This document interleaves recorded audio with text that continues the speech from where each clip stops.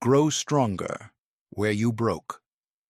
When silence falls over the noise of diagnosis and the weight of medical labels dissolves, a profound intelligence awakens within you, an ancient, powerful consciousness that has been quietly waiting. This intelligence is not new. It has existed within you since your first breath, operating in the background of your awareness like a sophisticated system designed to heal, renew, and restore. It asks for no prescription, no external intervention. It seeks only your attention, your belief, and your words. This is not a conventional medical manual. This is an invitation to activate the power that has been dormant inside you, waiting, patient, ready. According to countless wisdom traditions and emerging scientific research, this power can renew cells, repair organs, and bring the entire body into harmony. All it requires is that you learn how to speak to it. Your body is not against you. On the contrary, it is your most loyal ally, a faithful messenger that communicates through sensations, sometimes through pain, sometimes through fatigue. When you meet these messages with love, determination, and truthfulness, your body begins its silent process of self-healing, because your body is exquisitely sensitive to love and attention. How you address it determines how it responds. I invite you now on a profound, transformative journey. On this path, you will learn to listen to the whispers of your soul through your body, discover how to speak to your cells, and understand how to plant seeds of healing with your thoughts. This is not merely exploration, it is stepping consciously into miracle territory. The invisible will become tangible. The impossible will become natural. Because the key lies in your mind, the channel is your word, and the fire burns within your belief. Welcome. This knowledge is ancient truth wrapped in modern understanding. Now begin. Speak to your body. Intend to heal. Awakening the inner physician, the purpose of this journey is not entertainment. It is awakening the healer within you. In these pages you will find no theory, no speculation, no empty promises. What you will discover is clear, applicable information on how to activate the intelligence that already exists inside you. I am speaking about the intelligence of your cells, your glands, your blood, your heart. Your body never abandons you halfway. It simply follows the commands you unconsciously give it. Your thoughts, words, silences, complaints, and beliefs form the map your body has been following for years. This work was written with one singular purpose: to teach you how to change your internal commands and initiate an entirely new system of life, health, and renewal from the center of your consciousness. The diagnosis you've been given doesn't matter. The duration of your symptoms or the history of your physical limitations is irrelevant. What matters is this: starting today, you will learn to speak to your organs, tissues, and cells. This is not metaphorical or poetic language. This is methodical, deliberate work grounded in observable results.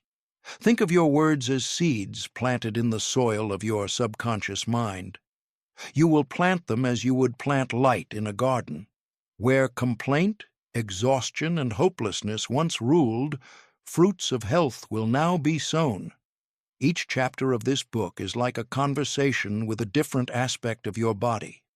You will encounter parts that have not been forgotten, only waiting for new instructions from you. And now you will be the one giving those instructions, because the body listens, the body remembers, and the body knows how to forgive. If you read these sentences with the same attention you've given your symptoms over the years, something inside will begin to shift. Because this is not just a book, it is a bridge between spirit and matter, and you are about to cross it. Speak to your body. Heal. The language of command. Every morning, if you begin your day with phrases like, "This is killing me," "My stomach can't take it," "My heart won't hold up," Your subconscious mind interprets these as reality. Your heart weakens under this command. Your stomach produces acid in response to this order. Your back begins to carry this burden. But if, every morning, you repeat phrases like, "Every cell in my body is healthy. Life flows freely within me. My body is in perfect balance," your system shifts into a new order. The body doesn't work on belief. It works on obedience. Whatever you give it, it applies. This is not faith. It is a law of systems. When the conscious mind repeatedly focuses on an idea supported by repetition and conviction, that thought descends into the subconscious and produces a physical result. This wisdom is not new. For centuries, wise individuals have taught that words can influence material structure. Healing through speech, recovery through prayer, all are results of this system. What you say, the body follows. This principle is the common thread across religions, teachings, and folk wisdom. Just as you teach a child to walk with patience, you can teach your liver to renew, your muscles to relax, your pancreas to function without fear. Because the body listens. As you think, it shapes itself. As you speak, it organizes itself. The response is not instant.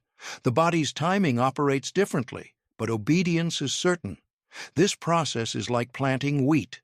You place the seed in the soil, water it, and wait. One day it sprouts. One day it bears fruit. The mind's misdirection. The modern person's error is not disbelief. It is directing belief toward illness. The person who says, "I get sick every winter," truly does get sick every winter. The one who says, "I always suffer from this," is not a victim of fate, but of their own subconscious commands. Because the subconscious accepts your words as law and builds the body's system upon that law. Change the command, change the result. The woman who spoke. To her hands, there was a woman named Margaret Sullivan, a 62-year-old piano teacher from Vancouver, Canada. Arthritis had stiffened her hands so severely that she could no longer play, sew, or even hold a coffee cup. When I asked what she thought about her hands, she replied without hesitation, "My hands are old and useless now." That's exactly the kind of statement the subconscious hears and enforces. I suggested she change this language. I asked her to bless her hands and give them new identities. Every morning and evening, for 15 minutes, she held a glass of water in her hand and repeated these sentences. "My hands are gifts entrusted to me by the divine. They serve in harmony with infinite intelligence. They are flexible, strong, and joyful." She did this practice without fail for 40 days. By the end of those 40 days, her pain had nearly vanished. Her hands began to move again. This wasn't a miracle. It was the result of cellular education. The power of words had overcome disease. The point here is not to deny symptoms. It's not about convincing a sick person they are healthy. The issue is understanding that your body listens to you constantly, interpreting your words as commands. If you, the teacher, say, "You're no longer useful," the body surrenders. But if you say, "I honor the life within you," the body revitalizes. Your organs are not unconscious matter. Your organs are not unconscious pieces of flesh. They are sensitive receivers of your mental and emotional states. Your pancreas converts your mood into chemistry. Your heart beats according to how you view life. Someone constantly under attack will shake their own heart. Someone living with joy will have a heart that beats in rhythm. What are you teaching your body today? Many people were raised to believe that body and soul are separate things. But this separation is artificial. Body and soul are different states of the same essence. Thought is subtle, muscle is dense. But both are different, vibrations of the same energy. Whatever the spiritual believes, the material manifests. Every organ vibrates, every cell emits light, every tissue holds memory, and this memory is trained by thought. Random words don't work. Words must be felt, believed, planted like seeds with care, just as a farmer plants wheat in the soil with consciousness. Words must be sown with intention, watered with emotion, and awaited with patience. The body does not respond to words without sincerity. It responds to words that come from depth and feeling. Therefore, before every word, listen to your heart and choose each sentence consciously. Faith is sometimes not felt, but when repeated, the body accepts it as truth. Start now by saying, "I am healing," because your body is waiting for the command you will give. Your body is not condemned to you. It is your student. Speak to it, train it, bless it, then simply observe. See for yourself how it responds. The body is living memory. The human body is not merely a structure of flesh and bone. It is also a living archive. Every cell records an emotion, a thought, or an experience from the past. Scientifically, this field is known as epigenetics, which shows that gene behavior can be altered by environmental influences and mental states. You are not simply living out the fate your DNA imposes on you. Your thoughts, feelings, words, and the emotional atmosphere you inhabit cause you to make new decisions at the cellular level. When a person repeatedly says, "I'm always sick," over time, they issue an invitation to illness, because the subconscious accepts every repeated thought as a command and begins to influence biological processes. Glands produce hormones accordingly. The immune system responds accordingly. The body obeys the instructions given by its commander, you. The power of awareness. What's crucial here is recognizing the power of your thoughts and words. Every cell operates on energy. Energy arises from directed attention and intention. When you focus on an area with love, change begins there. For example, pain in your knees may have troubled you for years, but constantly being angry at them, complaining about them, or ignoring them makes the problem worse. On the other hand, approaching your knees with love, honoring them in prayer, and speaking to them with phrases like, "I understand you, I support you, you are safe now," reprograms their memory. This new program gradually changes cellular behavior, because cells respond not only to chemicals, but also to emotions and thoughts. Every loving word initiates a change in the cell membrane. Every compassionate intention transforms the body's chemistry. Therefore, pay attention to what you say. Your words don't just disappear into the air, they penetrate deep into your body. What about the traumas you've carried for years? Can a harsh word you heard as a child appear years later as an illness in your stomach? Yes, because the body does not forget.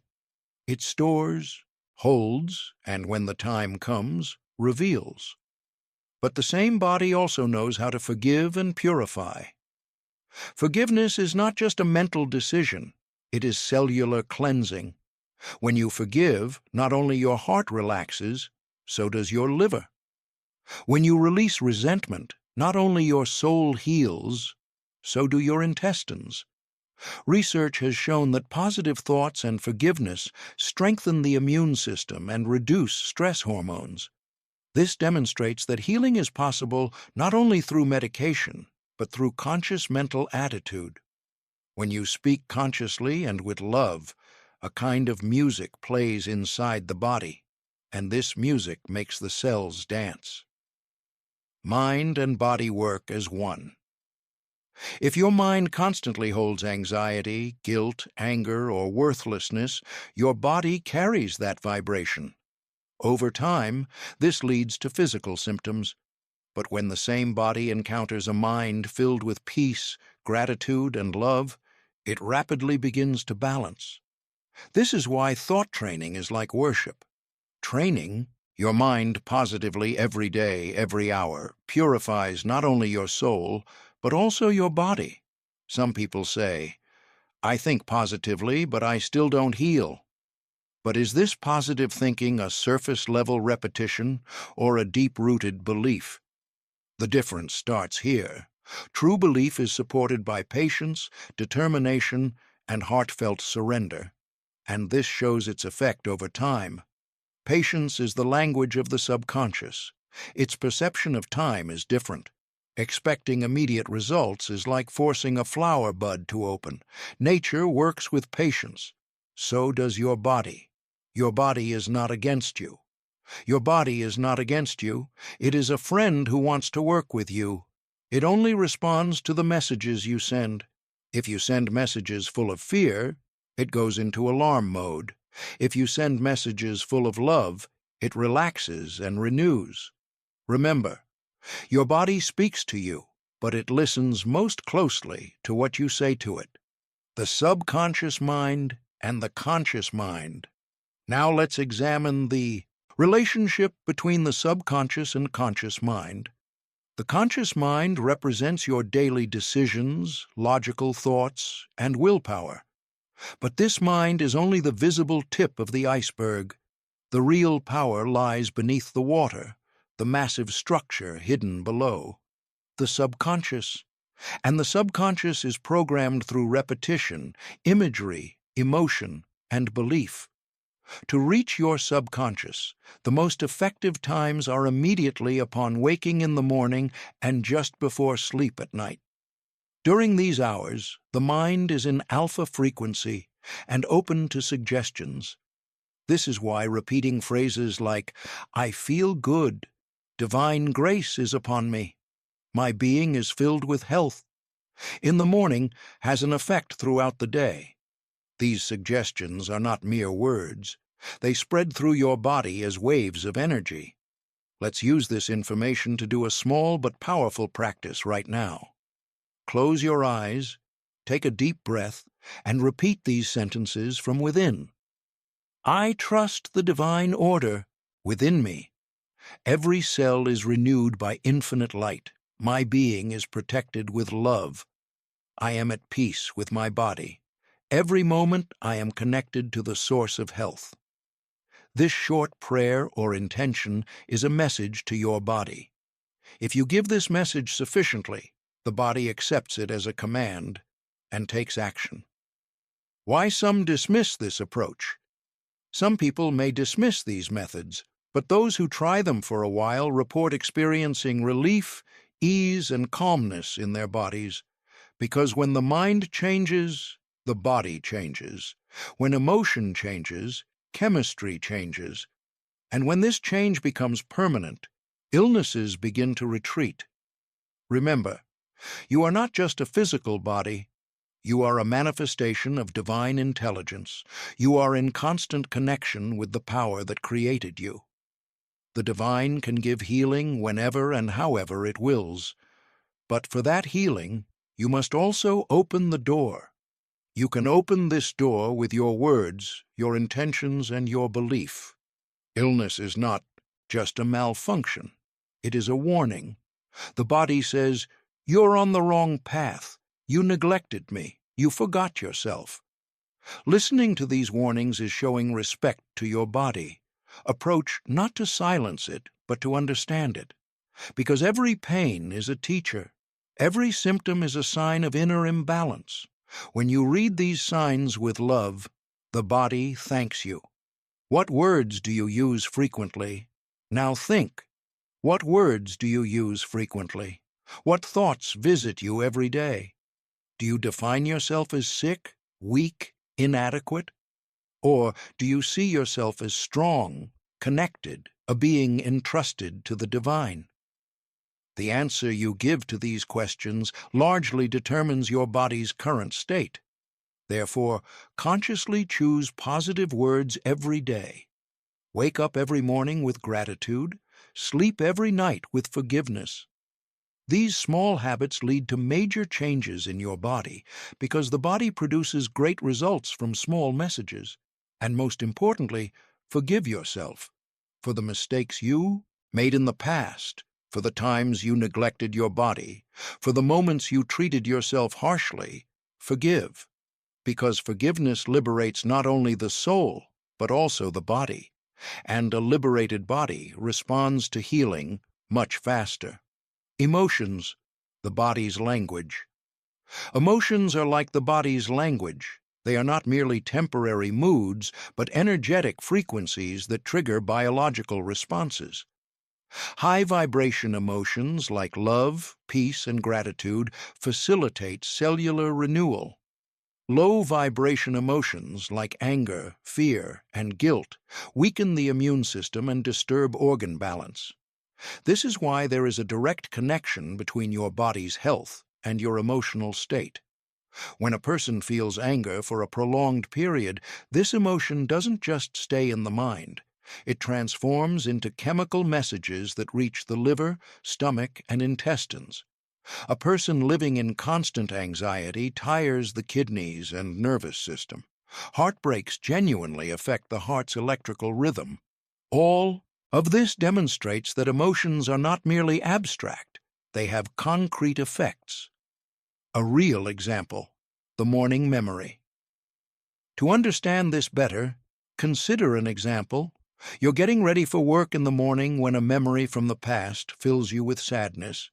An event that comes alive in your mind's eye can be perceived by your body as a real threat.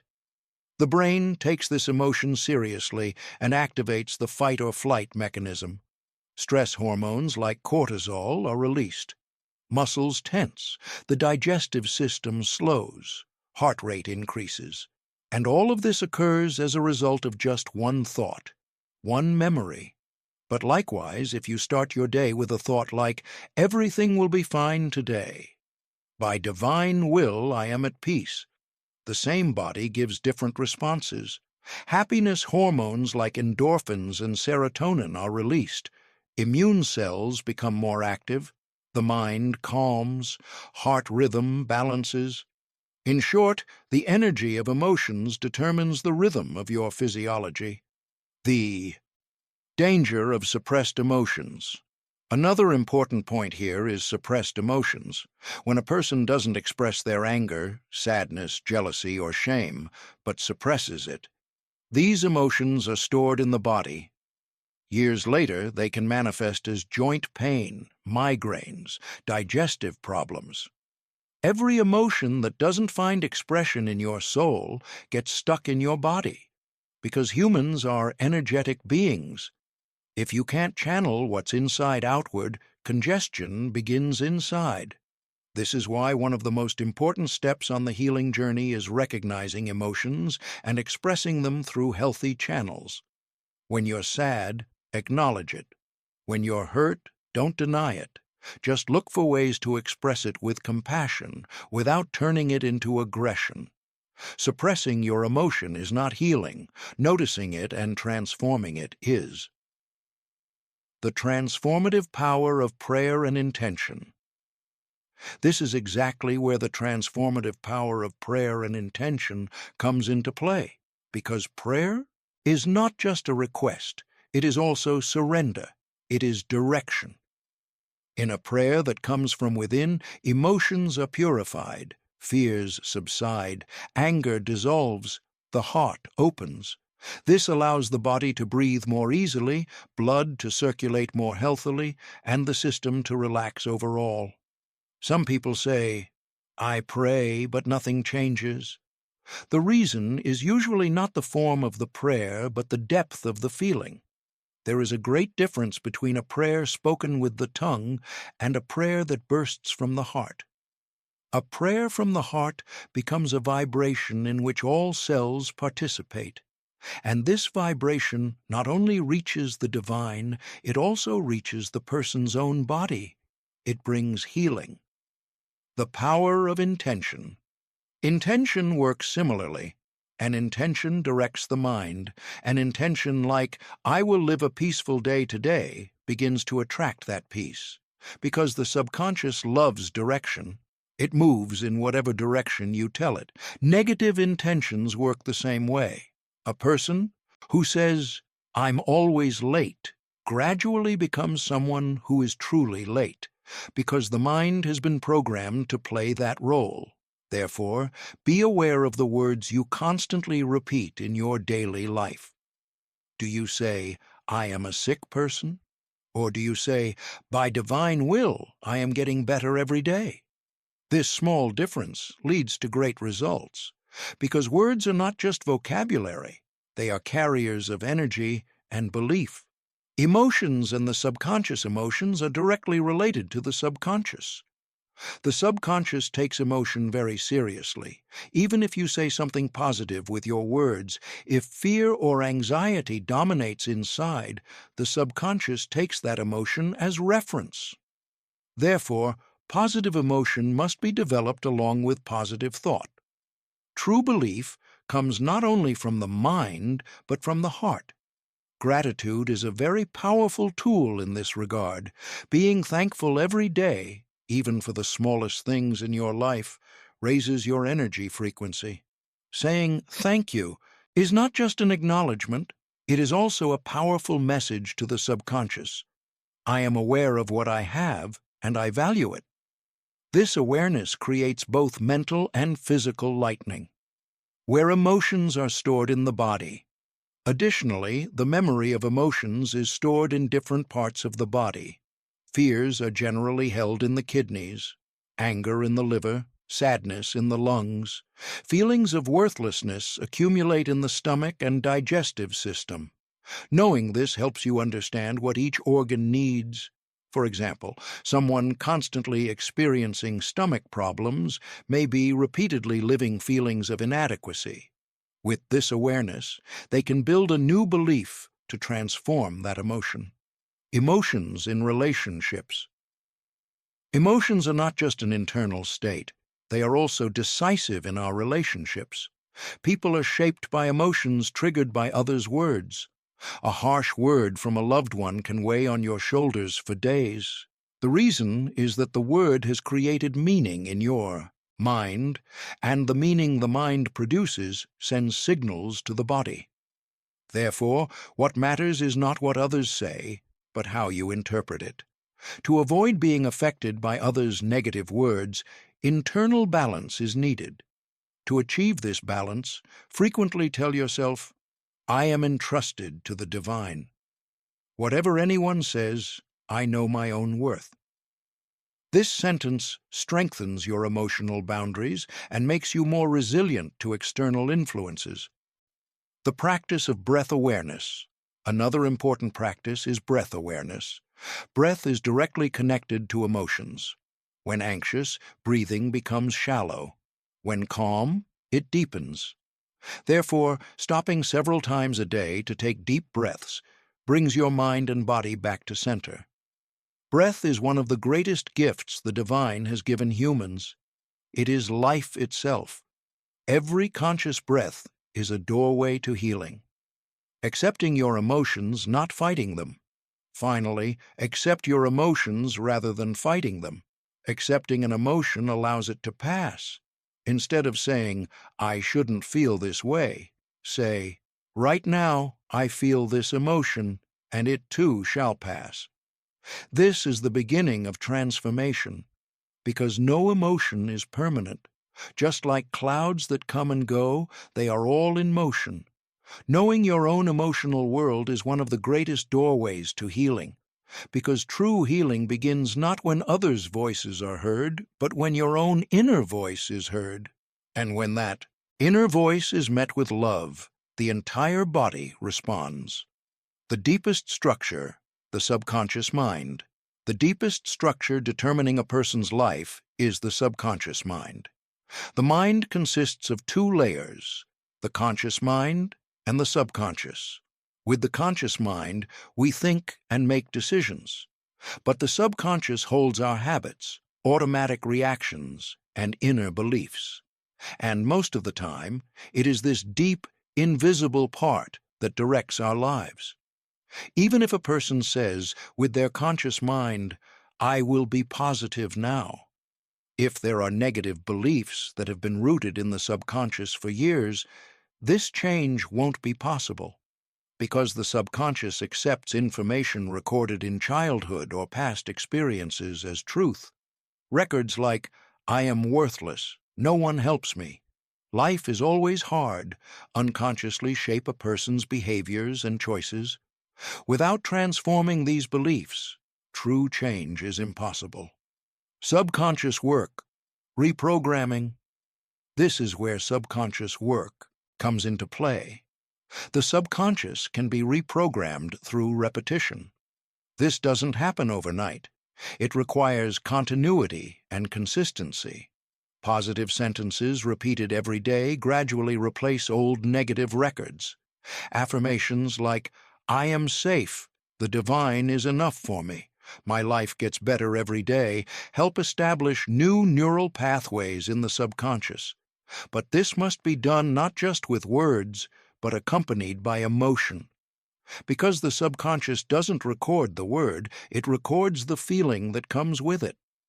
If you say, "I am strong," without truly feeling it, the mind resists. Therefore, during affirmation work, you must truly live those words, express them with energy that comes from the heart. Otherwise, it turns into empty repetition and provides no benefit. The most influential moments, the moments that most affect the subconscious, are when waking in the morning and just before sleep at night. Because during these times the mind is in alpha frequency, relaxed, and open to external influences. This is why starting the day with gratitude and positive intentions in the morning directs your subconscious positively. Similarly, affirmations repeated before bed at night determine what frequency your mind will operate on throughout the night. The power of visualization. Another effective method is visualization. The subconscious works more with images than words. When you close your eyes and imagine yourself happy, healthy, and peaceful, the mind perceives these images as real. If you frequently visualize this image, your subconscious begins to accept this state as what should be. This also drives you to think, feel, and behave in that direction. Patience is essential. However, it's important to remember, the subconscious doesn't like impatience. Saying, "I've been doing affirmations for a week and nothing has changed," sabotages the process. The mind is cautious about change. It first questions something new, then gets used to it, then accepts it. This is why repetition, persistence, and taking small steps every day are so valuable. Honesty with yourself. The obstacle in subconscious transformation. Another issue that creates obstacles in subconscious transformation is a person's lack of honesty with themselves. Some people deny the negative aspects within themselves, yet the subconscious knows everything. Even if you deny it, that record is there. Therefore, the first step of change is facing yourself and being honest. Saying, "Yes, I have fears about some things. I don't fully believe in myself. Sometimes I feel jealousy," doesn't weaken you. On the contrary, it heals you, because acceptance opens the door to transformation. The power of journaling. A practice that facilitates this inner confrontation is keeping a journal. Writing what's going through your mind for 5 to 10 minutes every day reduces mental clutter. Paper is a release space for your emotions. When you express everything that passes through you while writing without censoring, suppressed emotions become visible and approach resolution.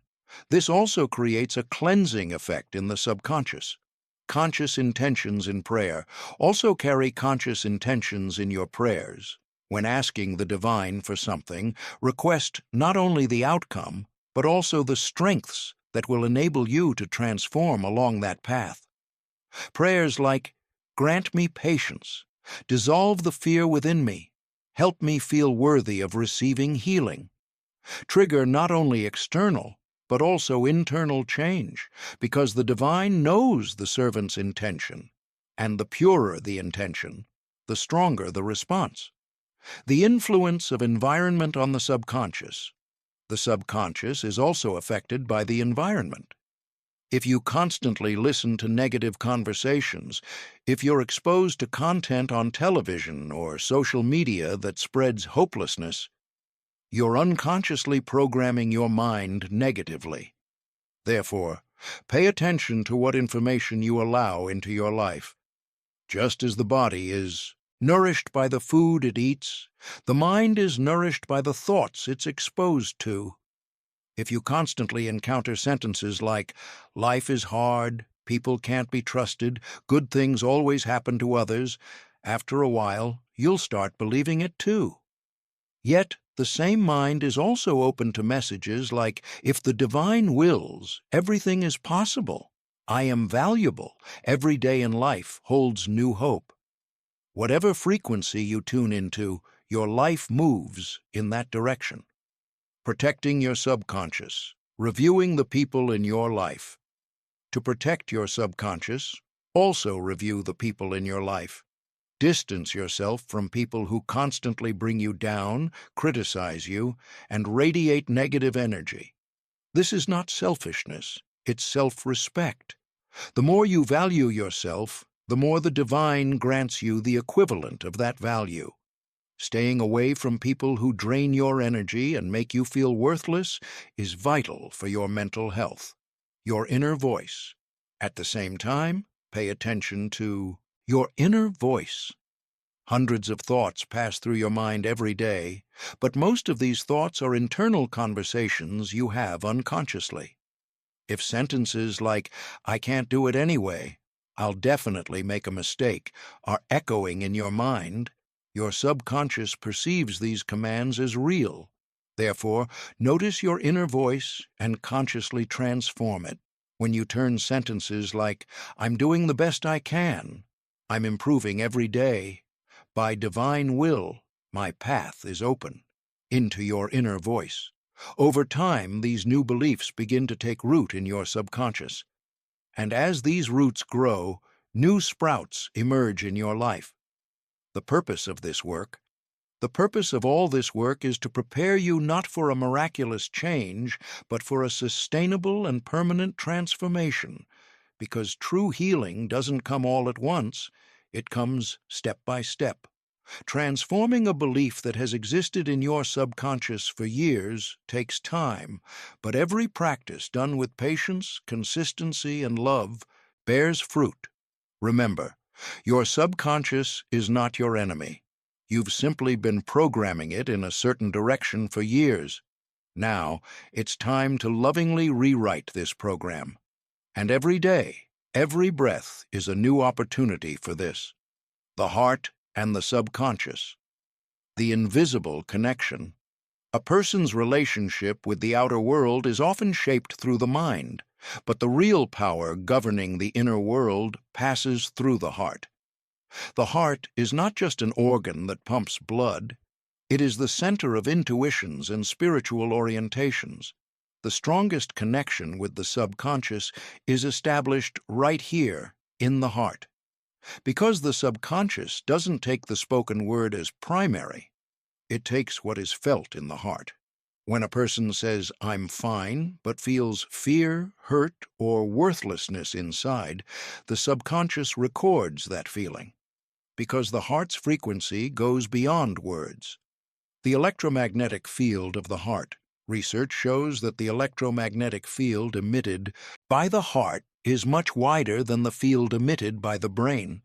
This field radiates energy that affects both our bodies and our surroundings. Therefore, the content of the heart shapes not only you, but also the environment you're in. Alignment of heart and mind. One of the most effective methods in subconscious transformation is the alignment of heart and mind toward the same goal. In other words, being able to carry the same emotion from the heart while repeating a sentence. For example, when you say, "Healing is within me," if you can truly feel this healing, then this sentence is recorded as a powerful command in your subconscious. Otherwise, it remains only at the word level, and its effect is superficial. This is why emotional participation is essential alongside conscious intention. Words that don't come from the heart scatter inside the mind and disappear. But every sentence that comes from the heart reaches the depths of the soul and initiates transformation. The divine looks at the heart. The divine evaluates the servant's intention by looking at the heart. The tongue can speak, but if the heart doesn't approve, the word has no consequence. This applies not only to prayer, but to every area of life. In the silence of the heart, the connection with the divine is felt more clearly. This is why, in moments of inner peace, the veil between the heart and subconscious lifts. In those moments, a person can more easily hear their inner voice, intuitions, and direction. Some call this inspiration. Some call it awareness arising from within. But the essence is the same. The heart and subconscious are aligned. How alignment gets disrupted. This alignment gradually breaks down within the intensity of daily life. Stress, rush, hurts, and mental clutter weaken this connection, but practices like regular breath work, prayer, contemplation, and turning inward strengthen this connection again. Because the human soul is reorganized in silence, as the mind quiets, the heart's voice rises. When you begin to listen to that voice, a new balance is established in your life. The wisdom of the heart versus logic. The wisdom of the heart works differently from logic. The intellect analyzes, the heart feels. While the mind moves back and forth between past and future, the heart is always in the present, and the subconscious records messages focused on the present most effectively. The sentence, "One day I will be happy," is valid for the mind. But the subconscious takes action when you say, "Right now, I feel happy," because its language is immediate and emotional. Inner harmony creates outer balance. Establishing inner harmony also creates balance in the outer world. A person cannot solve problems outside without calming the storms inside. If the mind is scattered and the heart is hurt, decisions become scattered and defenseless. However, inner harmony gives a person a center. That center creates unshakable balance in the face of events. A person can be both calm and determined at the same time. This is a result of the heart and subconscious working in the same direction. Intuitions from the heart. Intuitions from the heart often show the right path, but modern life teaches suppressing this voice. Be logical, think realistically. Emotionality is weakness. Such patterns separate people from their own essence. Yet the truth is found in the balance established between heart and mind. Neither proceeding only with logic nor only with emotion is sufficient. The strongest direction emerges from the combination of both. A morning practice, inner alignment.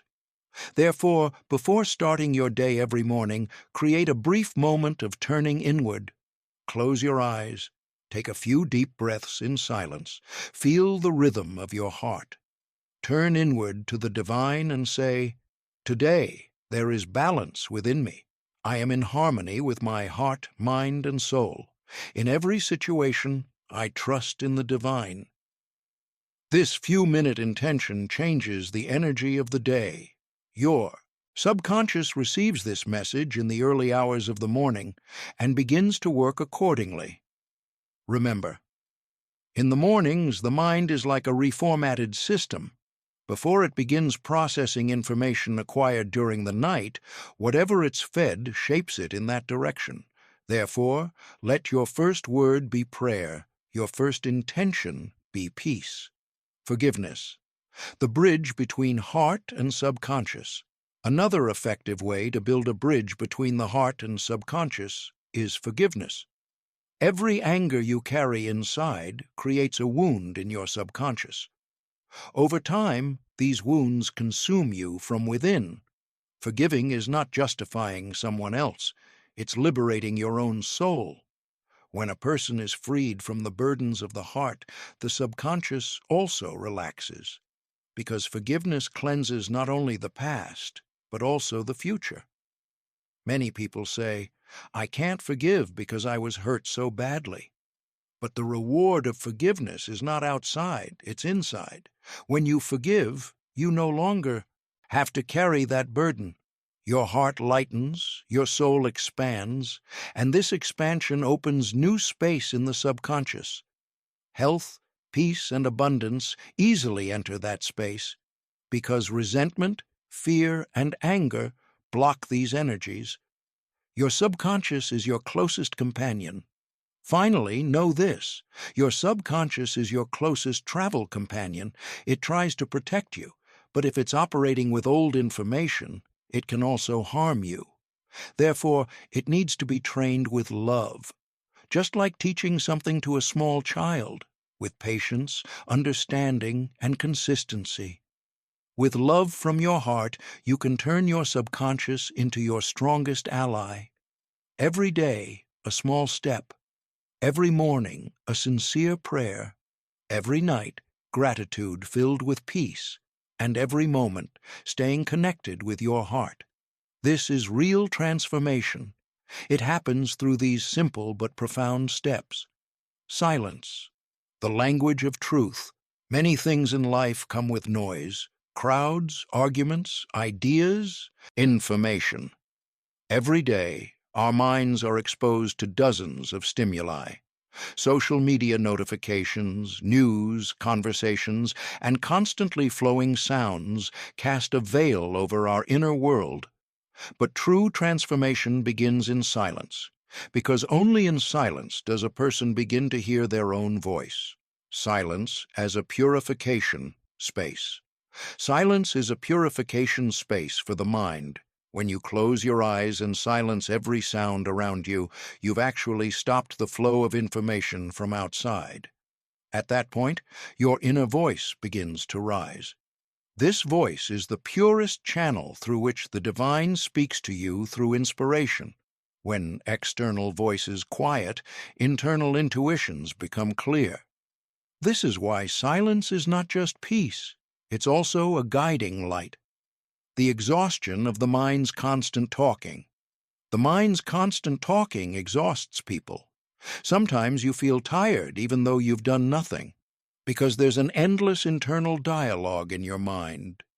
Did I do the right thing? What if I made a mistake? What will the future be like? What if it doesn't turn out as I want? These thoughts drain your energy. And unfortunately, you often normalize this mental noise unconsciously.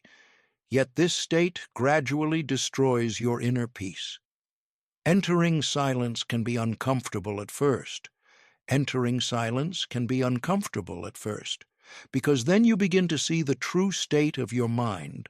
Whatever fear, doubt, hurt, or resistance exists inside rises in silence. This is why many people avoid being silent. They turn on the TV, play with their phone, occupy themselves with something else. But the real healing lies precisely in the courage to stay silent. Accustoming your mind to silence also invites your subconscious to calmness. A simple practice, 10 minutes of silence. Sitting silently for just 10 minutes during the day, closing your eyes, focusing on your breath, and doing nothing but simply being. This simple practice is like a cleansing that reaches the depths of the soul. No matter how much your mind resists in that moment, peace eventually prevails over time. And that peace balances the entire system. The subconscious loves peaceful environments, because peace provides the space needed for restructuring. A mind working in stress and chaos is in defense mode. But in a calm environment, the mind opens to learning and transformation. Therefore, silence becomes a space for learning and reprogramming. Silence in spiritual tradition. In spiritual tradition, silence is also a profound tool for contemplation. Great teachers throughout history have withdrawn into seclusion, contemplated in silence, and prepared their hearts for receiving divine guidance through this means. This teaches us Silence is not just for resting, but a means to increase spiritual depth and establish a stronger connection with the divine. Silence in modern life. In modern life, silence has almost become a luxury, but we can turn inward for even a few minutes every day. Upon waking, in the morning, before going to bed at night, or during a brief break during the day, entering silence is possible. These moments are like a reset button for the mind. In those moments, don't try to think anything. Just be, exist, breathe, and let everything flow. Gratitude emerges from silence. Another awareness that comes with silence is the feeling of gratitude. When your mind quiets, you begin to see more clearly what you have. Even small details gain meaning. A glass of water, clean air, a peaceful sleep. You don't need grand miracles to be grateful. When you notice the blessings hidden within silence, your heart expands, and this expansion activates the frequency of abundance in your subconscious. Because gratitude is not just an emotion, it's also a frequency. Whatever you focus on, your subconscious begins gathering more data on that subject. If you focus on lack, you feel more lack. But when you're grateful, your mind and heart together send the message, I am in abundance. And this message opens the door to more beauty in your life. The biggest changes come in silent moments. Sometimes the biggest changes come in silent moments. A solution, an idea, an awareness. Most of these emerge not in moments of intense thinking, but when the mind is resting. Because in those moments the subconscious takes the stage and offers you a message from the heart. To receive that message, you need to stay silent. Silence is the language in which inner wisdom speaks. Understanding. The invisible world. The subconscious as a mirror. People often search for the reasons behind the events they experience, the people they encounter, or the cycles in their lives in external factors. Yet life is a mirror reflecting our inner world outward. Without realizing it, we live out a scenario created by our subconscious every day. This scenario is written not with words, but with images, emotions, and repetitions. Understanding the subconscious is like deciphering the invisible world, and this world operates by its own rules. The composition of the subconscious. The subconscious is the sum of past experiences, childhood beliefs, accumulated emotions, and repeated thought patterns. Every thought you repeat daily is like an instruction to your subconscious. Over time, these instructions shape your reality.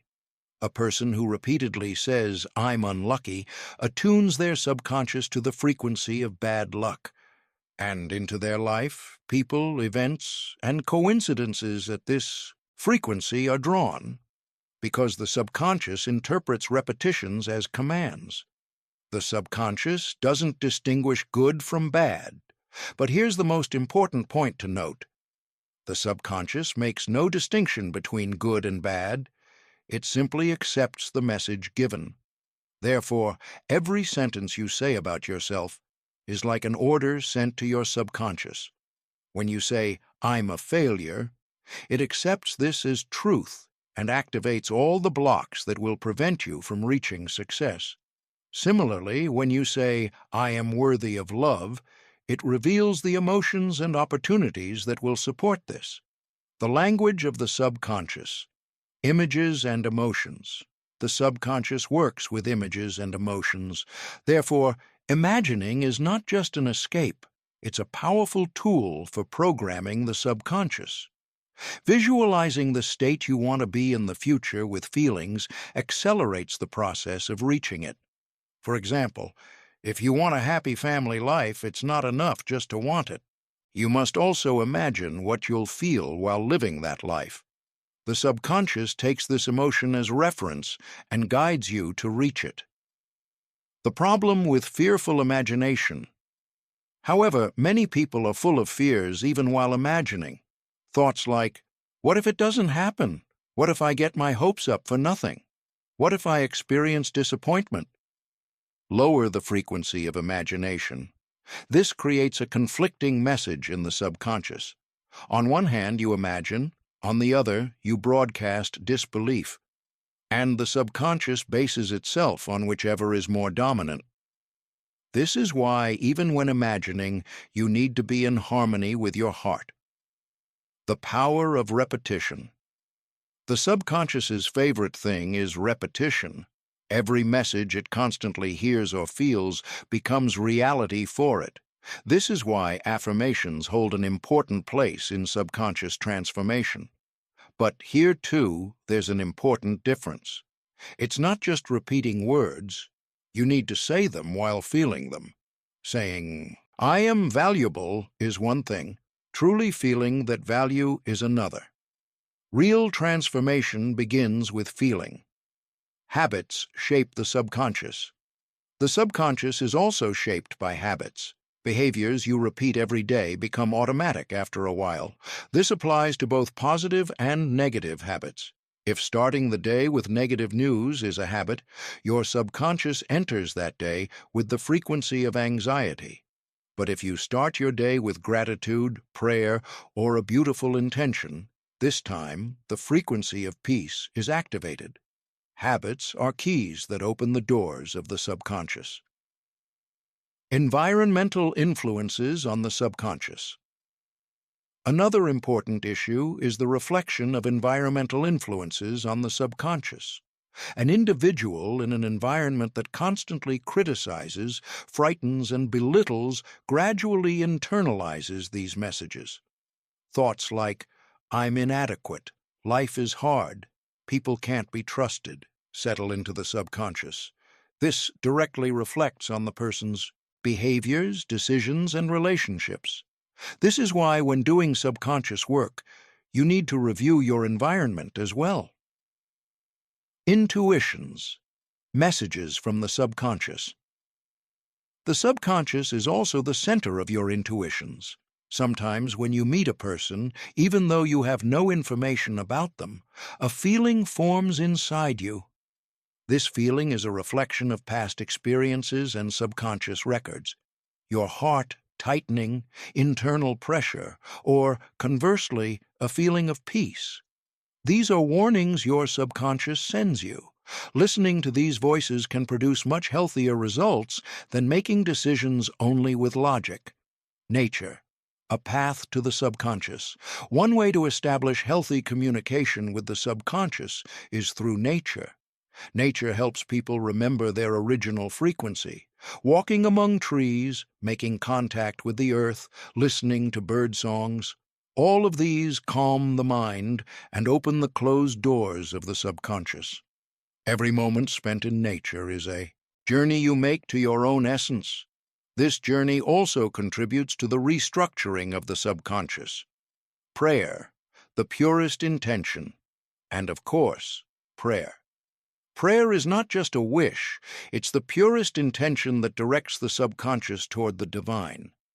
Every prayer made with sincerity is an intention that comes from the heart, and the subconscious accepts this intention with its entire system. The words you use while praying are like bricks in the construction process of your subconscious. When you say, "O divine, keep my heart steadfast in truth," both your soul and your subconscious begin working for this steadfastness. Understanding the subconscious is self-respect. Understanding the subconscious and befriending it is a sign of the respect you have for yourself, because your subconscious is the side that knows you best. It knows the fears, beliefs, desires, and wounds you hide inside.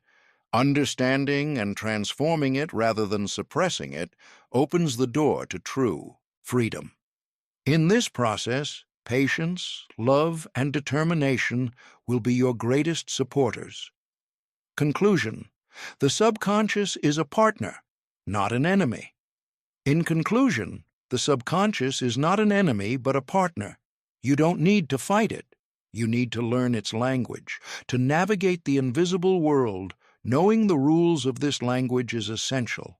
And at the foundation of these rules lie love, repetition, intention, and feeling. If you want to change your life, First, change the messages you send to your subconscious, because those messages are the building blocks shaping your future.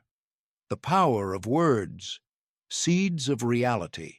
The human mind is shaped not only by thoughts, but also by words. The dozens, hundreds of words that come out of our mouths every day program our subconscious, whether we realize it or not. Because words are not just tools of communication, they are also tools of vibration, energy, and direction. What you say matters as much as how you say it, because the subconscious records not only content, but also tone and emotion.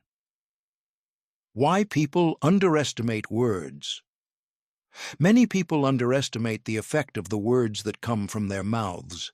They think, what difference does what I say make?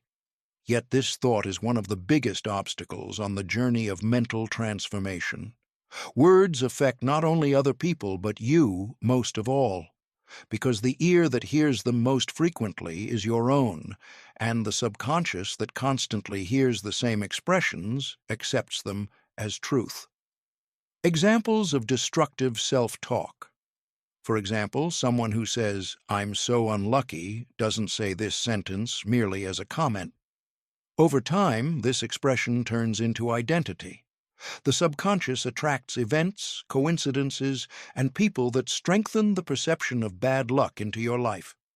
Similarly, someone who says, "I'm always late," truly begins to be late for appointments.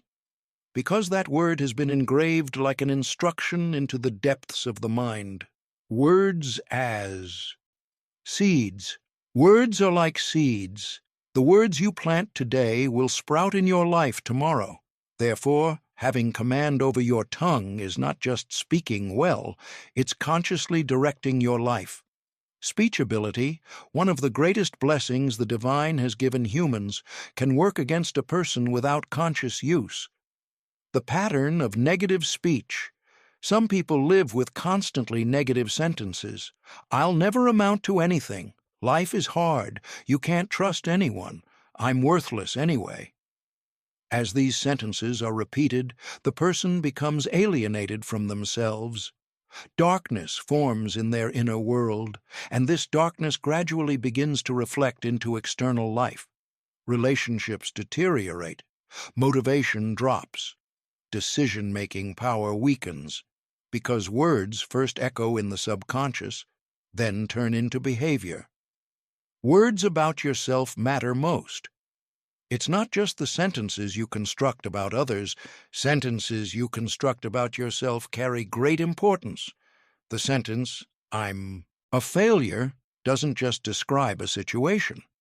It also informs the subconscious that it should stay away from success, because the mind avoids what it considers a threat. If you associate success with stress, pressure, or inadequacy, the subconscious keeps you away from that path. Awareness. Observing your words. This is where awareness comes into play. Observe what words you repeat. Especially notice the sentences that come from your mouth when you're angry, sad, or experiencing disappointment, because sentences formed in moments when emotions are intense leave deeper marks in the subconscious.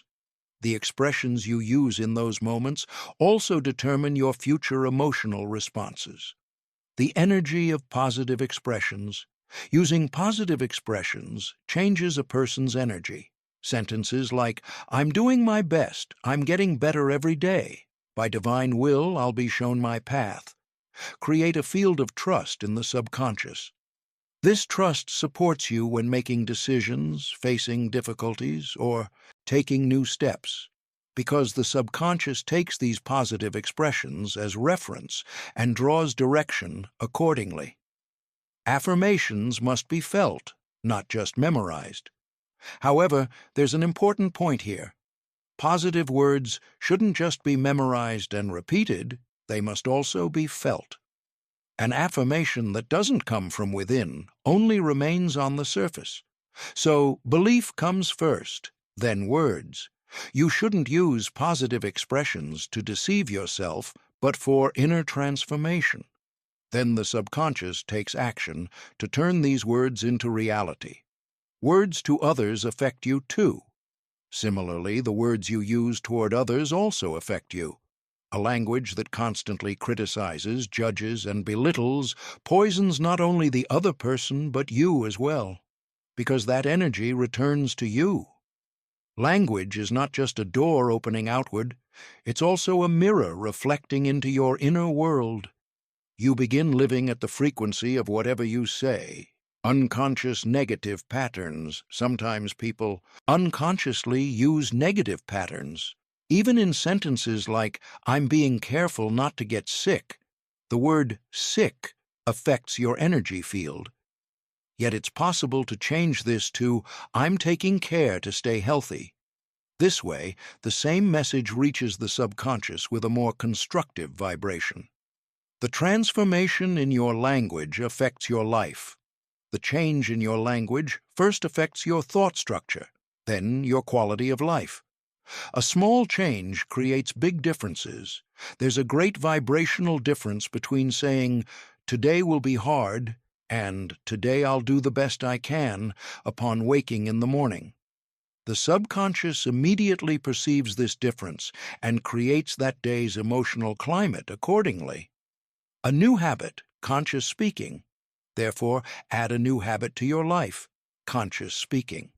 Construct each sentence not by weighing, but by noticing, especially in the internal conversations you direct at yourself. Even saying, "I'll learn from this mistake," instead of "I made a mistake again," moves you to a different mental frequency, because language shapes the mind. The mind directs behavior. The divine distinguished humans with speech. The divine distinguished humans with speech. Your words can be prayer or curse. There's a huge gap, both spiritually and energetically, between saying, "May the divine open your path," to someone, and saying, "I want nothing to do with you." Therefore, see your tongue not just as a communication tool, but also as a directing power. With that power, you can give healing or open wounds. Your inner voice determines your relationship with the world, and remember, the way you speak to yourself determines the foundation of your relationship with the world. If your inner voice is understanding, constructive, and loving toward you, you also approach the outer world more balanced, peaceful, and healthy. But if that voice is constantly judgmental, you begin reading life with this perspective too. Every word coming from inside finds a reflection outside. Words are instruments shaping destiny. In short, words are instruments that shape destiny. Choose them consciously. Remember that every word that falls on your tongue descends into the depths of your mind and transforms into a reality there. Because words are energy, and energy begins flowing in the direction you give it. Inner resistance, the guardian. At the door of change, the things we most want to change in our lives are usually the areas where we encounter inner resistance. Though this resistance may not be clearly visible, it works in the depths. We think we truly want something, but whenever we try to take a step, a hesitation, postponement, or reluctance appears. This is the reflection of the resistance in our subconscious. Until this resistance is broken, the doors of real change don't open.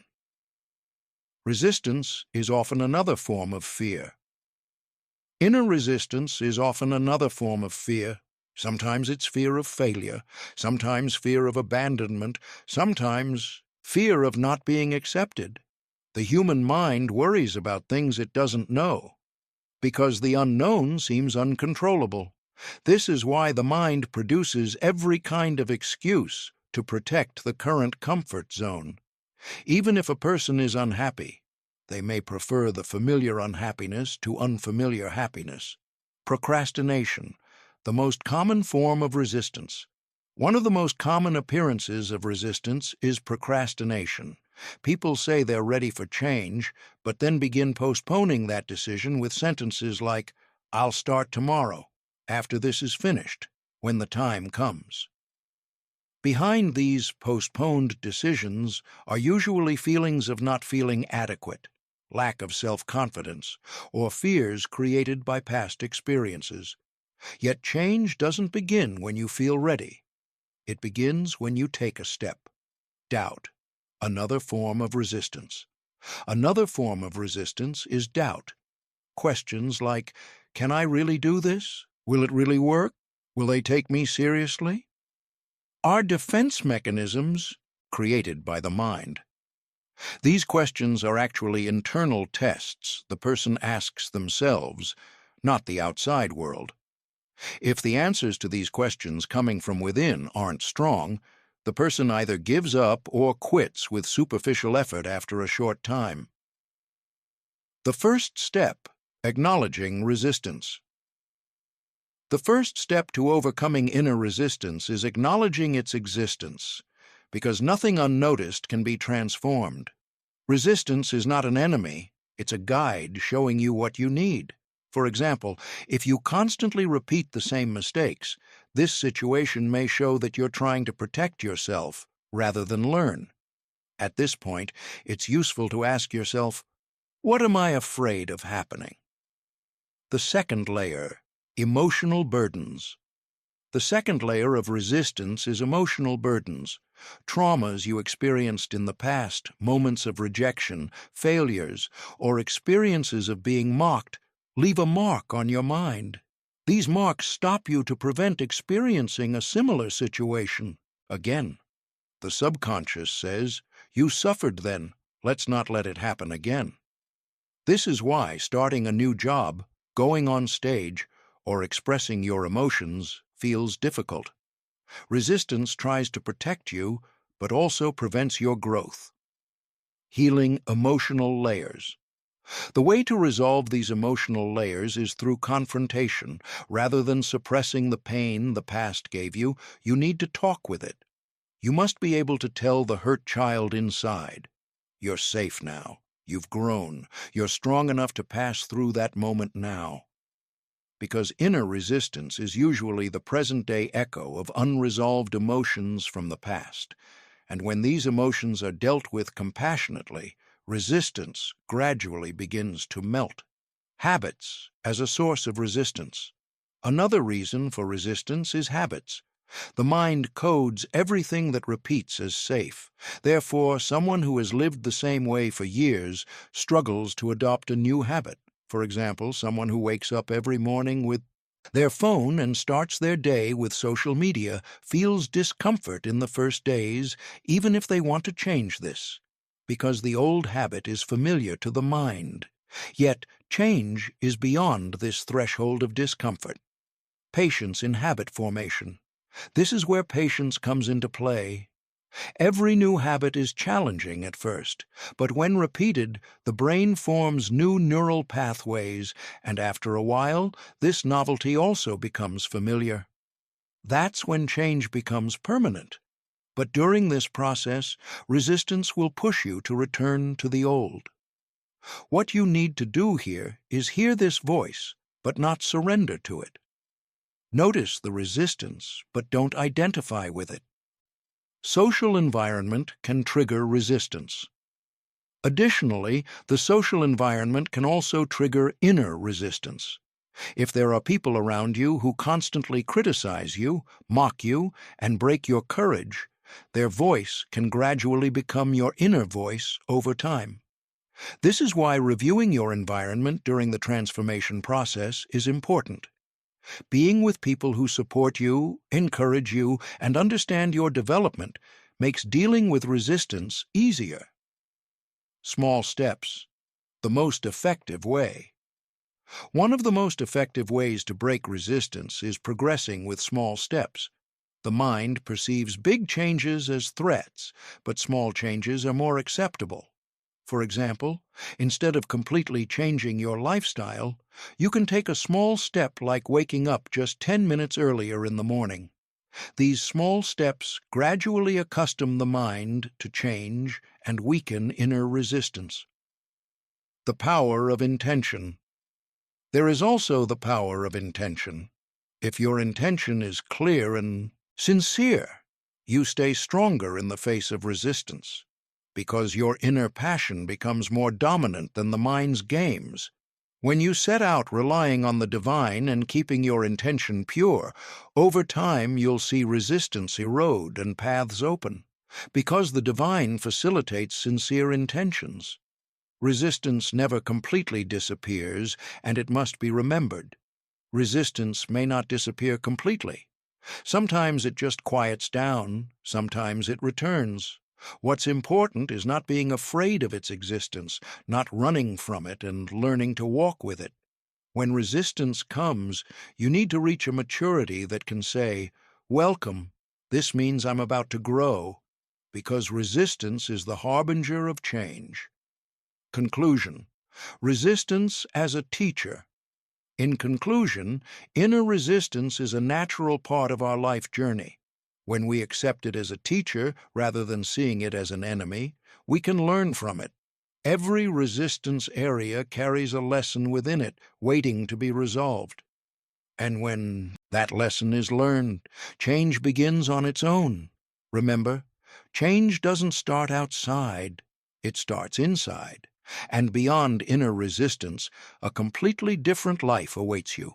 Understanding the mind, the invisible structure, determining life. The visible face of life is actually a reflection of a mental structure working in the depths. People often think control of their life is in their own hands, but the real power is not on the surface. It's in the depths. And that depth is the subconscious.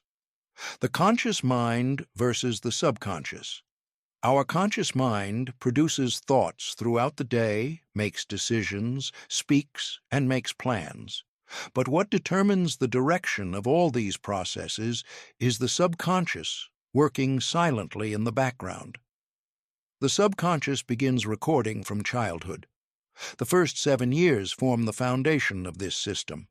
Words heard from family, messages received from the environment, experiences lived, each settles into this deep structure as a record. As the person grows, these records begin determining their decisions, behaviors, and outlook on life. Conflicting programs. Even if they consciously want something, if the subconscious carries a program contrary to this desire, progress becomes very difficult or impossible.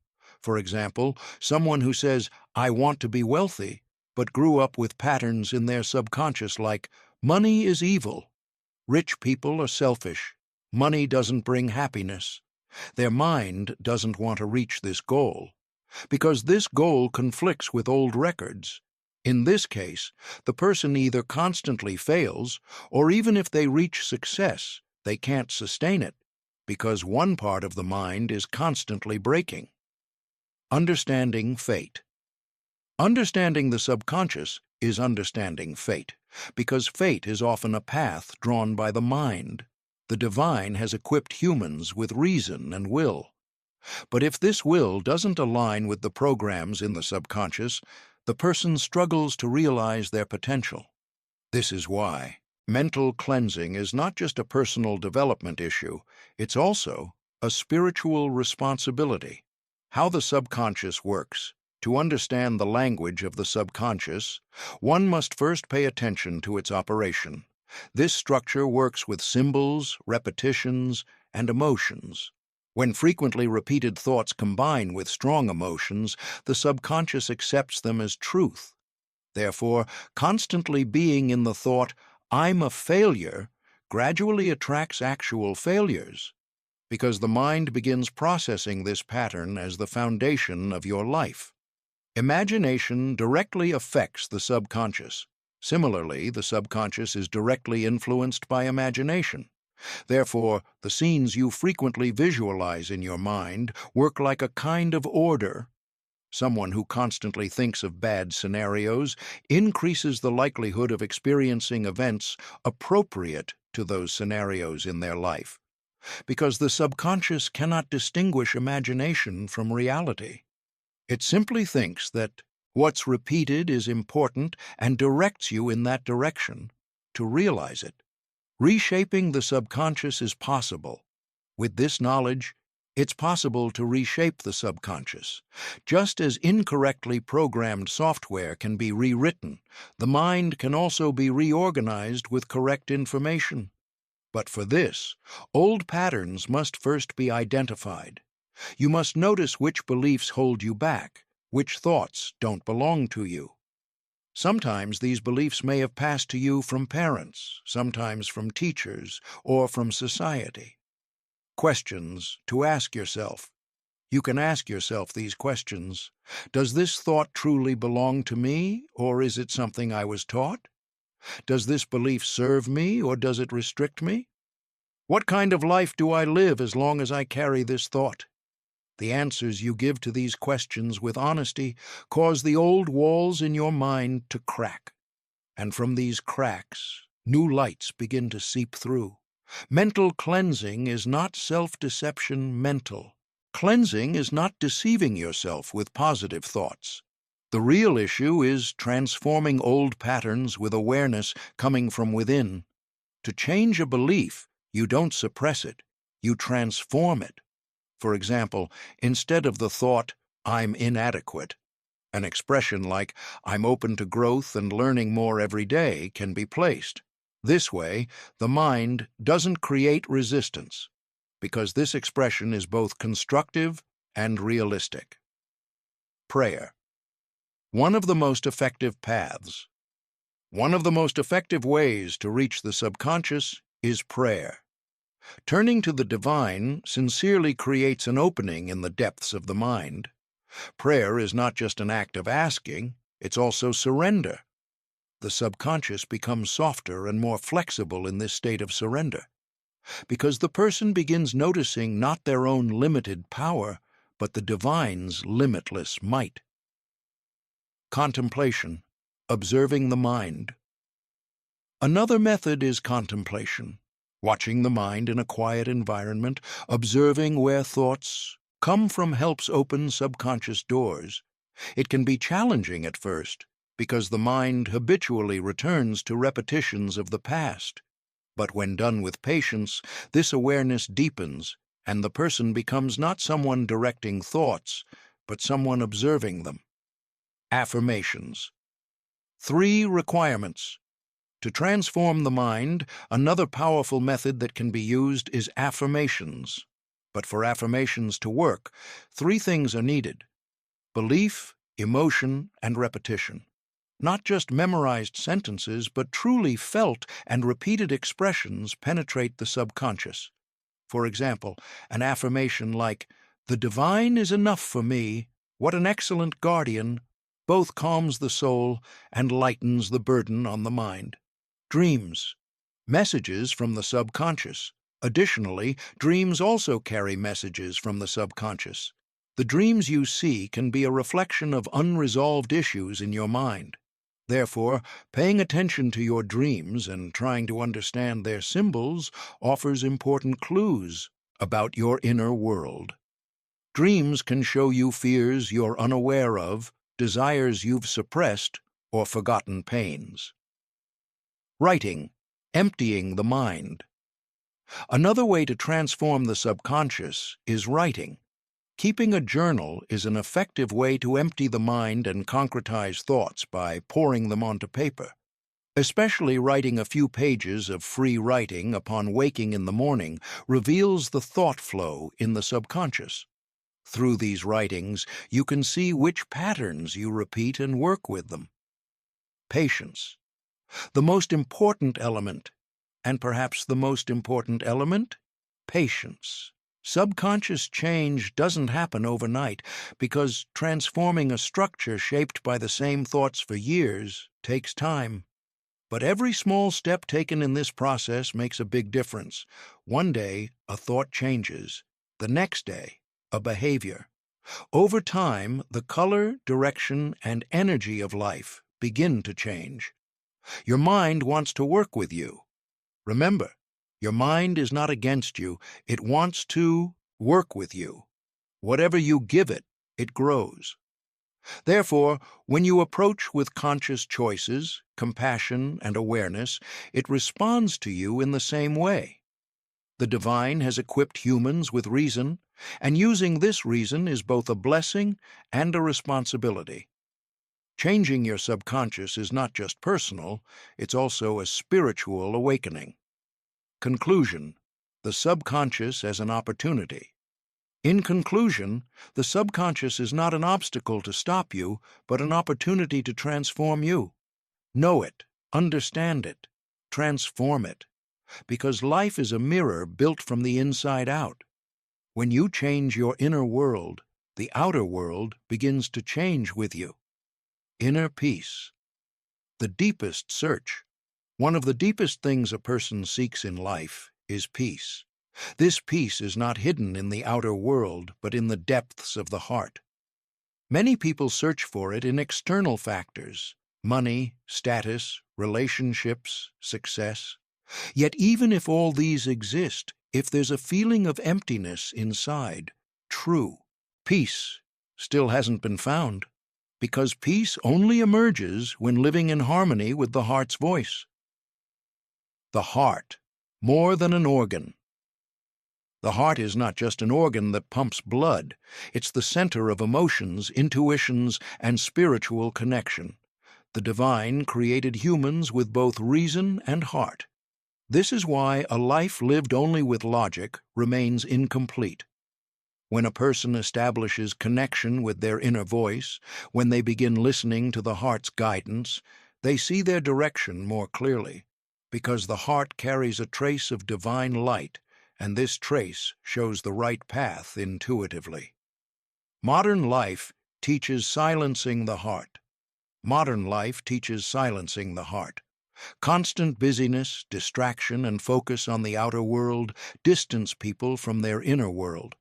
Waking up with a phone in the morning, looking at screens all day, filling the tired mind with stimuli in the evening, all of this suppresses the heart's voice. The mind speaks, the heart quiets, and people lose their direction in the noise. To find inner peace, you must first stop to find inner peace. You must first stop. While trying to keep up with the outer world's speed, most people forget their own inner rhythm. Yet the heart speaks in silence.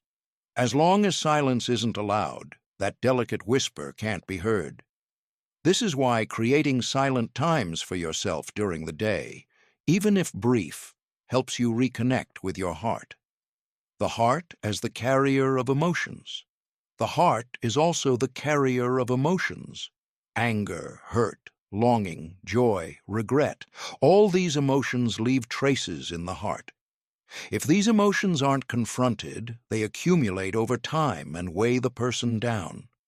This is why for inner peace, not only positive thoughts are needed, emotions must also be healed. Forgiveness is valuable here. Forgiveness is very valuable at this point. Not just forgiving others, but forgiving yourself too.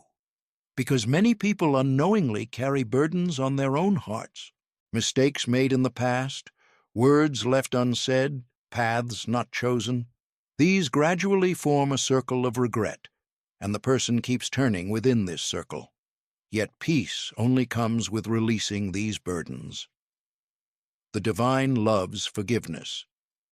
The divine is a power that loves forgiveness.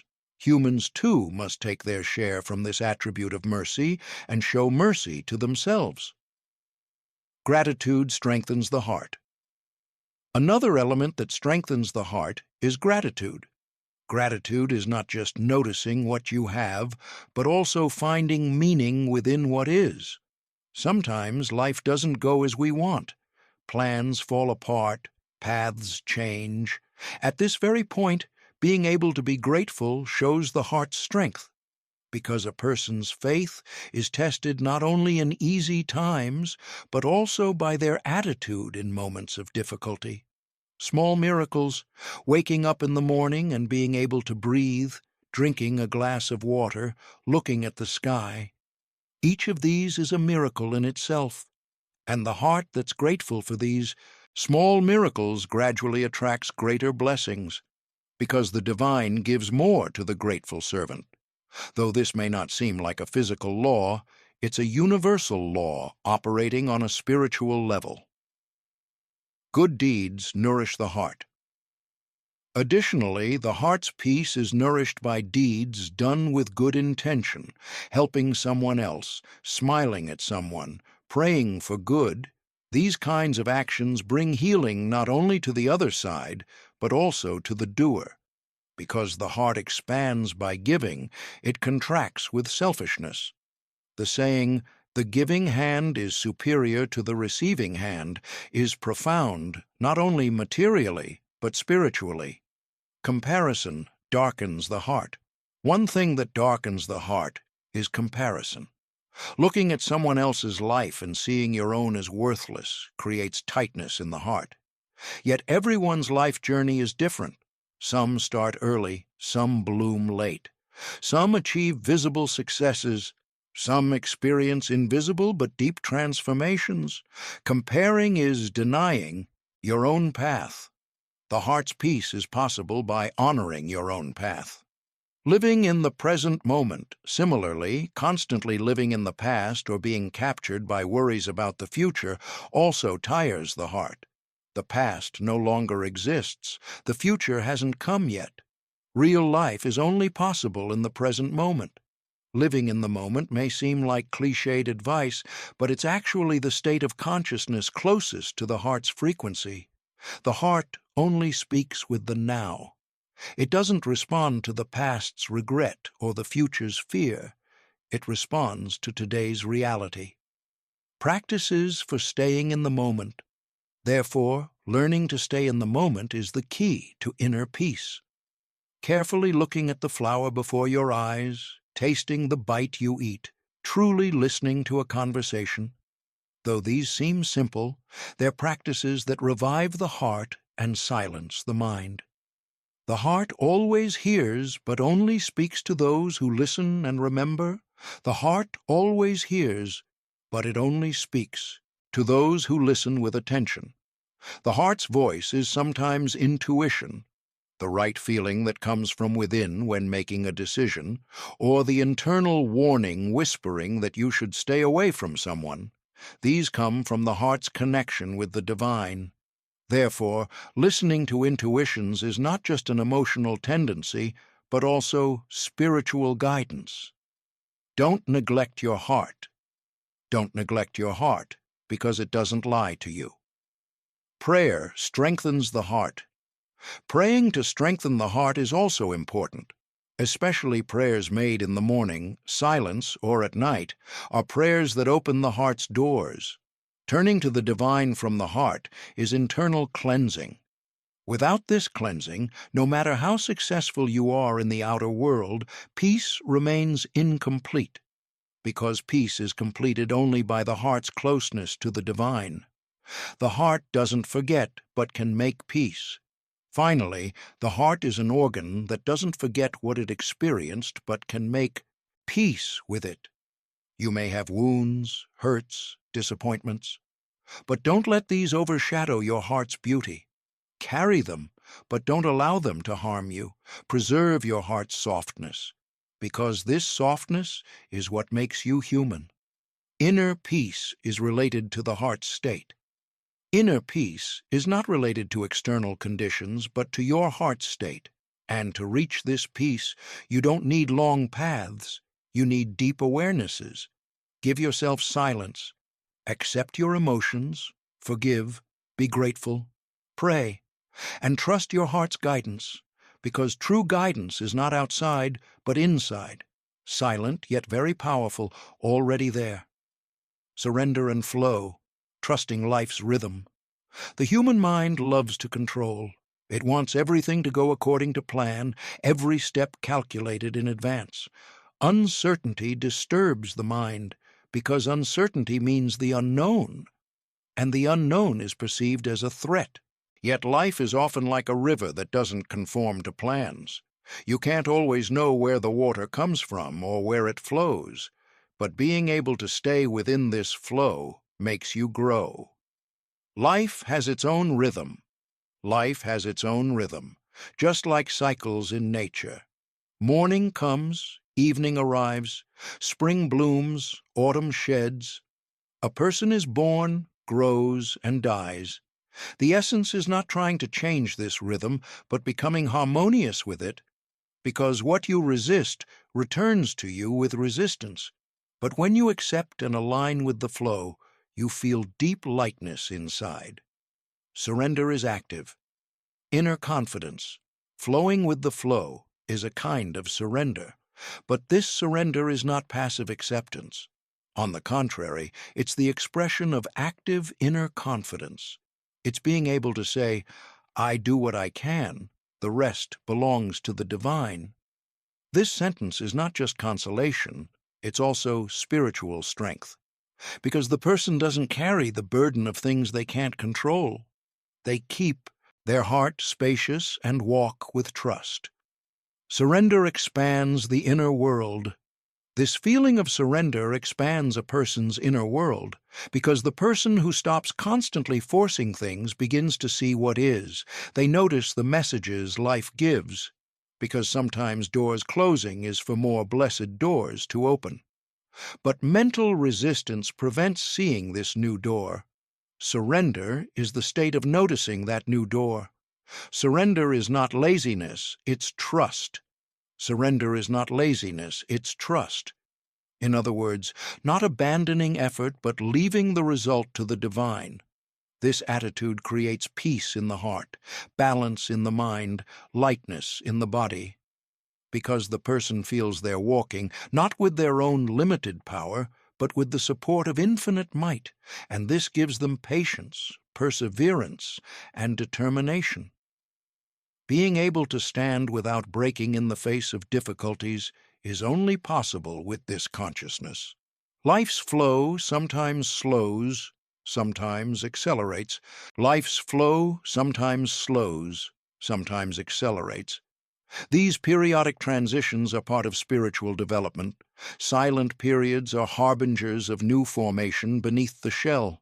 Therefore, expecting everything to be fast goes against nature's law.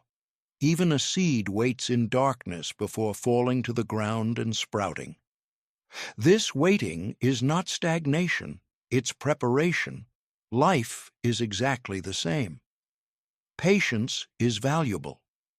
Some periods feel like nothing is happening to you, but actually these are times when you're being shaped, growing, maturing from within. Patience is very valuable at this point, because patience is not just waiting, it's not complaining while waiting. Every process awaited with surrender eventually bears ripe fruit. But haste often brings immaturity. Rethinking the concept of time. At this point, the concept of time also needs to be rethought. Humans perceive time linearly, past, present, and future. Yet, in the divine's presence, time operates differently. You want something to happen immediately, but the preparation needed for it hasn't been completed yet. Sometimes a prayer's answer doesn't come right away, because the right time hasn't arrived yet. And when that time comes, prayers are not only accepted, they come beautifully in ways that astound you. Fear is the greatest enemy of surrender. Surrender's greatest enemy is fear. Fear of the future, fear of inadequacy, fear of being alone. All these fears feed on areas the mind can't control. Yet instead of fighting fears, they need to be understood. Beneath every fear lies a point where trust in the divine has weakened. Therefore, dealing with fears is not just courage, it's also a matter of faith. Transforming fear. One of the most effective ways to transform fear is acting despite it. When you take a step, even though you're afraid, your mind makes a new record. This wasn't something to fear. And when this experience is repeated, fear loses its power, because consciousness expands with experience. Every new experience stretches the mind's boundaries and spiritually matures the person. Acceptance. Another aspect of surrender. Another aspect of surrender is acceptance. Acceptance is seeing what is as it is and stopping fighting it. The thought, "This shouldn't have been this way," increases pain. Yet the question, "This happened. Now what can I do?" opens the solution path. Acceptance is not defeat, it's peace, making peace with life, with yourself, with fate. This peace opens the door to inner peace, because everything you resist inside returns to you as distress. Forgiveness is releasing resistance. If an event that happened in the past still arouses anger in you, there's still resistance there. When you notice and release that resistance, your inside expands, and this expansion is good for you both physically and spiritually, because mind and body are not separate. Mental relaxation also brings bodily well-being. Surrender also encompasses trust's deep meaning. Surrender also encompasses the deep meaning of trust. Trust is holding on to the cause and leaving the result to the divine. This approach both activates the person and relaxes them internally, because the person knows, "I did my part. The rest is my Lord's decree." This thought creates a feeling of security in the heart. You no longer try to control the result. Instead, you trust the process. Life's UPS and downs are the soul's education. Life's ups and downs are actually the soul's education. Every difficulty carries an opportunity within. Every delay gives patience training. Every loss brings a new understanding of value. A person grows not only through successes but also through difficulties, and this growth is only noticed with surrender. The resisting person suffers, the surrendering person learns. The most beautiful reflection of surrender is in prayer. The most beautiful reflection of surrender is seen in prayer. Prayer is a person's acknowledgement of their helplessness, but also trust in the divine's power. Prayer is a state of surrender. "This much comes from my hand, I leave the rest to you." In this sentence there is neither fear nor anxiety, only deep trust and tranquility. This state nourishes the soul and facilitates life's flow. Surrender is a new beginning. Surrender is not an end, it's a new beginning. Because when a person says enough, life opens a new window to them. Sometimes that window appears like a coincidence, but it's actually part of the divine plan. This is why seeing everything that happens to you as a message increases your spiritual awareness. Look not only at what happens to you, but at what it tells you. The fruit of surrender, peace arising from trust. Finally, one fruit of surrender is peace arising from trust. The surrendering person doesn't rush, because they know everything happens in its time. They know how to wait, because every process has a maturation period. They don't complain, because they try to understand what is, and no matter what is experienced, there's one sentence in their heart: "The divine is enough for me." What an excellent guardian! Life's flow takes you where you need to be. Life's flow sometimes takes you to unplanned paths, but these paths always bring you to where you need to be. Surrender becomes your compass on this journey. Keep your heart open, your mind calm. Trust in the divine, because the one closer to you than yourself will bring you to the right time, the most blessed place. True freedom, liberation from inner chains. True freedom arises not from external conditions, but from inner state. Many people think they're free because no one has put chains on them. But the real chains are the invisible chains: fears, anxieties, obsessions, attachment to the past, others' approval.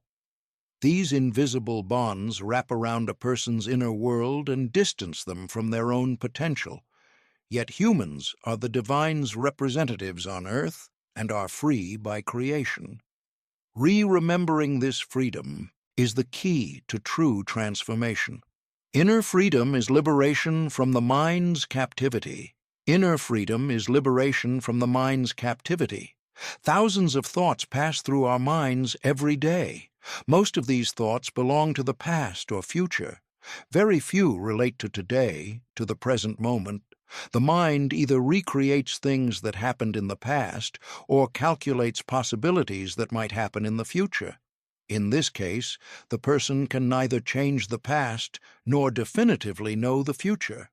But between these two extremes, they have only one thing: the present, and inner freedom is learning to stay in this present. Not identifying with the mind. It's not possible to silence the mind, but it's possible not to identify with it. A thought comes, but being captured by it or not is in your hands. Just as you don't have to board every train at a train station, you don't have to attach to every thought that comes either. Just observing the thought, but not owning it, is the foundation of spiritual awakening. This awareness enables a person to govern themselves, and the person finds a stable peace inside, even in the chaos of the outer world. Inner stability is about will. This inner stability is not just a matter of awareness, it's also about will, because every conscious awareness is completed with a choice, and that choice either frees you from your chains or pulls you deeper. Therefore, you need to honestly ask yourself, what am I choosing today? Fear or love? Anxiety or surrender? Anger or forgiveness? The power of choices shouldn't be underestimated. The power of choices shouldn't be underestimated. Every small choice is a brick of a lifestyle. Every behavior repeated daily forms character. Character shapes fate. And when fate combines with the divine's will, it determines a person's walk. This is why living with awareness, even in moments that seem small, directly affects a person's both worldly and eternal life. Freedom from dependence on others. Thoughts. Another dimension of inner freedom is abandoning dependence on others' thoughts. The question, "What will they say about me?" has prevented many beautiful steps. As long as a person seeks others' approval, they silence their own voice. They try to walk on others' paths instead of choosing their own. But no path can guide a person as correctly as their own inner voice, because everyone's fate is unique to them, and the divine tests, grows, and matures everyone on different paths. This is why hearing your own inner voice is the first step of liberation. Listening to the inner voice, the inner intuition that comes in silence, in solitude, or in a moment of prayer, that's what needs listening to. Others may not understand, may even criticize, but what matters is what you feel, because this life is your life, and the reckoning of this life also belongs to you. Inner freedom is being at peace with emotions. Inner freedom is being at peace with emotions. When emotions are suppressed, they grow inside and one day burst out. Yet emotions are part of being human.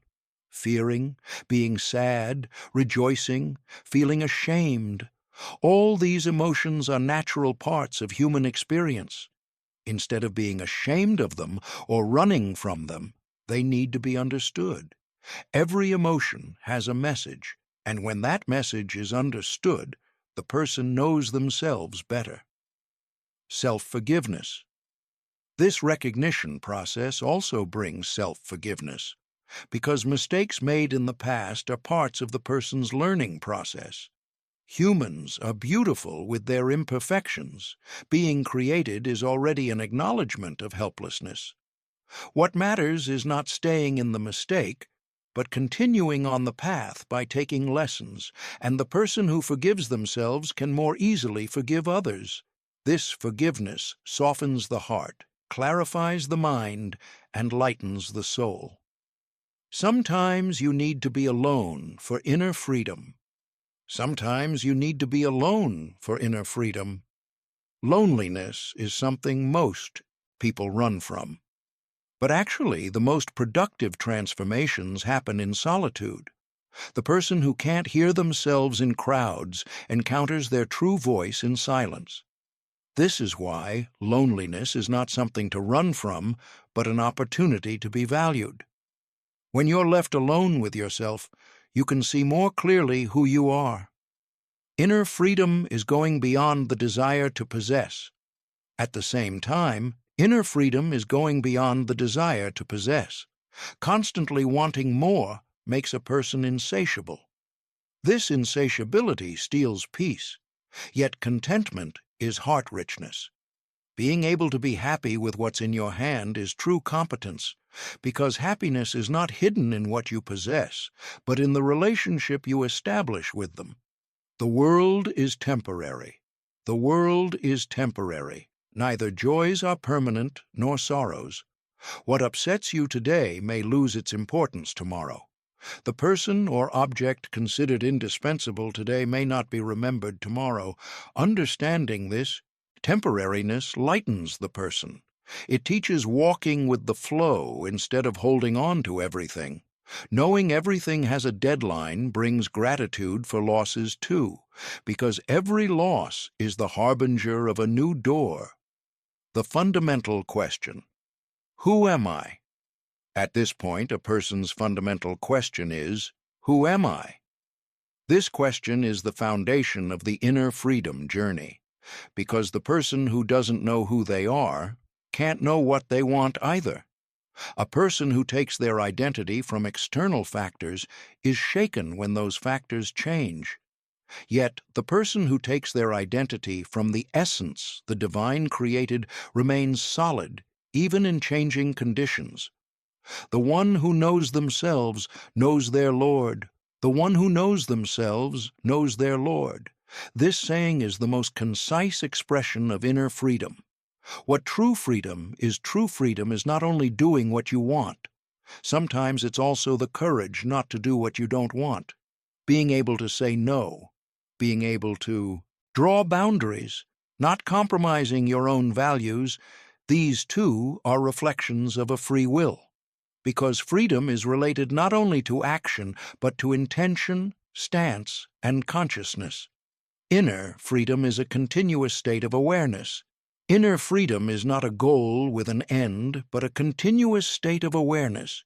It needs to be remembered anew every day, applied anew. You need to stay alert against the mind's traps, the world's appeal, the ego's whispers. This alertness is as valuable as worship, because living consciously is carrying a trust given to the divine properly. Freedom brings responsibility. Finally, freedom brings responsibility. The person who directs their own life also accepts the consequences of their own choices. They don't blame anyone. They don't produce excuses. Instead, they look at every new day as a new chance. They learn from their mistakes, reinforce what they do right, and every morning they wake up saying, "Today is a new opportunity my Lord has given me." Living with this consciousness is inner freedom itself, and this freedom is one of the most precious blessings the divine has given humans. Protect it, grow it, and place it at the center of your life, because a free heart walks closer to its Lord's pleasure, and this walk brings you peace, both in this world and the hereafter. Conclusion: your journey begins now. You have reached the end of this book, but the real journey is just beginning. Everything you've read here are not just words. They are keys. Keys to open the doors locked inside you. Keys to activate the healing power that has been waiting dormant. Your body is listening to you. Your subconscious is ready. Your heart is open. All that's needed now is for you to take the first step. Start today. Speak to your body with love. Forgive your past. Be grateful for your present. Trust your future. Because the greatest healer is already within you, and that healer awakens with your words, your beliefs, and your intention. Grow stronger where you broke. Heal where you hurt. Rise where you fell. Because you are not just a body, you are infinite potential wrapped in flesh, and this potential awakens the moment you remember it. Welcome to your new life. Welcome to true healing. Welcome home to yourself.